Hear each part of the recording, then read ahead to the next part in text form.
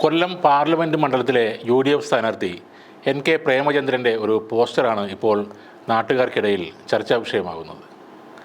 പ്രേമചന്ദ്രൻ്റെ പല പോസ്റ്ററുകളിലും നെറ്റിയിൽ ഒരു ചന്ദനക്കുറി കാണാം. കൊല്ലം നഗരത്തിലെ പ്രധാന റോഡുകൾക്ക് സമീപം പതിച്ചിരിക്കുന്ന പോസ്റ്ററുകളിലാണ് പ്രേമചന്ദ്രൻ്റെ നെറ്റിയിൽ കുങ്കുമക്കുറി വരച്ച് ചേർത്തിരിക്കുന്നത്. പ്രേമചന്ദ്രന് ഒരു സംഘപരിവാർ പരിവേഷം നൽകാനായി എതിരാളികൾ ചെയ്യുന്നതാണ് ഇത്തരം കാര്യങ്ങൾ എന്നാണ് UDF അണികൾ പറയുന്നത്. ചുവന്ന നിറത്തിലുള്ള കുറിയണിഞ്ഞ പ്രേമചന്ദ്രൻ്റെ തെരഞ്ഞെടുപ്പ് പോസ്റ്ററുകൾ കൊല്ലം നഗരത്തിലെ പല സ്ഥലങ്ങളിലും കാണാവുന്നതാണ്. പ്രേമചന്ദ്രൻ സംഖ്യയാണ് എന്ന പ്രചാരണം കഴിഞ്ഞ കുറേ നാളുകളായി CPM അടക്കമുള്ള കേന്ദ്രങ്ങൾ സജീവമായി നടത്തുന്നുണ്ട്. പ്രധാനമന്ത്രി നരേന്ദ്രമോദിക്കൊപ്പം പാർലമെൻറ്റ് ക്യാൻറ്റീനിൽ നിന്നും ഉച്ചയൂണ് കഴിച്ച സംഭവത്തോടെ ഈ പ്രചാരണം CPM സൈബർ സഖാക്കൾ ശക്തമാക്കുകയും ചെയ്തിരുന്നു. പ്രേമചന്ദ്രൻ ജയിച്ചാൽ കേരളത്തിൽ നിന്നും BJPക്കുള്ള ഒരു MP ആയി എന്ന രീതിയിൽ തെരഞ്ഞെടുപ്പ് പ്രഖ്യാപനത്തിന് മുമ്പ് തന്നെ സൈബർ കേന്ദ്രങ്ങളിൽ ചർച്ചകൾക്ക് തുടക്കമിടുകയും ചെയ്തിരുന്നു. എന്നാൽ ഇത്തരം പ്രചരണങ്ങൾക്കെല്ലാം പ്രേമചന്ദ്രൻ കൃത്യമായ മറുപടി തന്നെ നൽകുകയും ചെയ്തിരുന്നു. അതിന് പിന്നാലെയാണ് പ്രേമചന്ദ്രന് വോട്ട് അഭ്യർത്ഥിച്ചുള്ള പോസ്റ്ററുകളിലെ ഈ ചന്ദനക്കുറി ചർച്ചാ വിഷയമാകുന്നത്. ചവറ, പുനലൂർ, ചടയമംഗലം, കുണ്ടറ, കൊല്ലം, ഇരവിപുരം, ചാത്തന്നൂർ നിയമസഭാ മണ്ഡലങ്ങളാണ് കൊല്ലം ലോക്സഭയുടെ ഭാഗമായി വരുന്നത്. അതിൽ കുണ്ടറയിൽ മാത്രമാണ് UDF MLA ഉള്ളത്. ഇടതുപക്ഷത്തെ പ്രധാന പാർട്ടികളായ CPMൻ്റെയും CPIയുടെയും ഒരു കോട്ടയാണ് കൊല്ലം.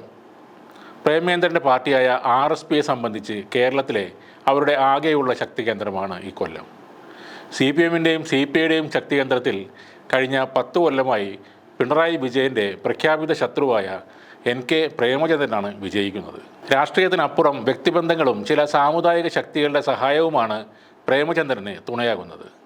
എന്നാൽ പ്രേമചന്ദ്രൻ സംഖ്യയാണെന്ന പ്രചാരണം ശക്തമാക്കിക്കൊണ്ട് പ്രേമചന്ദ്രന് ലഭിക്കേണ്ട മതേതര വോട്ടുകൾ ഇല്ലാതാക്കാനുള്ള ശ്രമമാകാം പോസ്റ്ററിൽ ചന്ദനക്കുറി ചാർത്തുന്നതിന് പിന്നിലെ രാഷ്ട്രീയം എന്നും അഭിപ്രായം ഉയരുന്നുണ്ട്.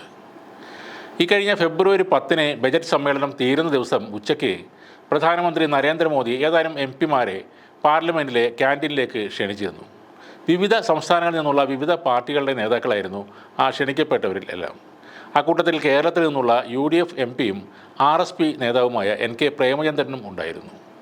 BJP MPമാരായ ഹീന Gavit, Phangnon Konyak, L Murugan, TDP MP Rammohan Naidu, BSP MP Hridesh Pandey, BJD MP Sasmit പത്ര എന്നിവരും പ്രേമചന്ദ്രനോടൊപ്പം മോദിയുടെ ആ വിരുന്നിലുണ്ടായിരുന്നു.